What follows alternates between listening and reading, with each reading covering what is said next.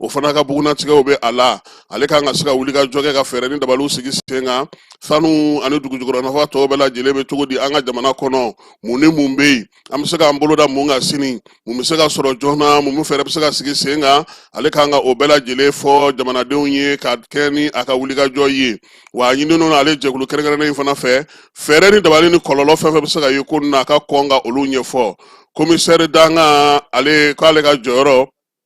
min ye chargé de chef de cabinet ale ni chargé de mission Falaye k'olu kɔni sugandili o bɛ kɛ jamanakuntigi de fɛ nka commissaire ale de bɛ maaw tɔgɔ di han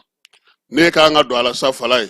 i ka décret bɛ signé président de fɛ mais commissaire de b'a fɔ ko bon ko n bɛ fɛ Falaye ka na n'a ka baara kɛ donc ale b'u sugandi président b'u ka décret signé chef de cabinet b'o la chargé de mission naani bɛ o la commissaire adjoint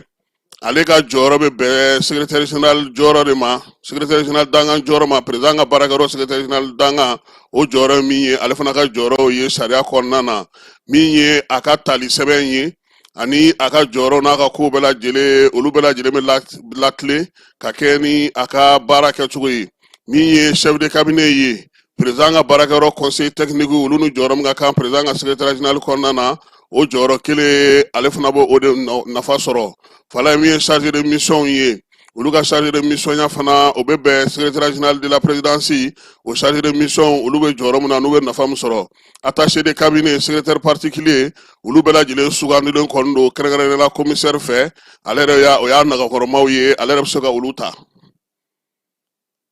an tɛ taa président fɛ o la dɛ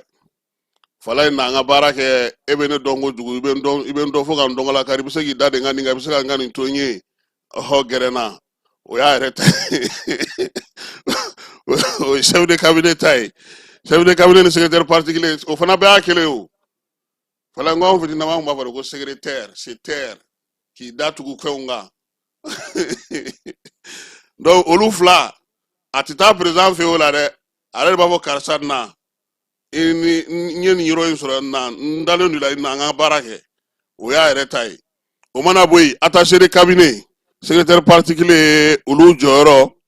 président ka baarakɛyɔrɔ la min ye secrétaire général gouvernement ye olu ni hakɛ min ka kan o jɔyɔrɔ kelen bɛ di o maa fila fana ma Falaye min ye chef de cabinet ani chargé de mission présidence ale secrétaire particulier bɛ cogo min olu ka nafaw bɛ cogo min na olu fana ta bɛna na taa o tacogo kelen na i n'a fɔ sariya kisɛ bɛ k'a fɔ cogo min o la sa maa bɛ yen ni o ye bolofara fɛn fɛn bɛ baarakɛyɔrɔ kura in kɔnɔ n'o ye SECAM ye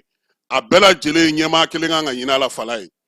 k'o di commissaire ma k'o k'a ka kuntilenna ye o jɛkulu technique in Falaye o bɛ baara minnu kɛ o bɛ miirina minnu kɛ o kan ka o jaralaka ninnu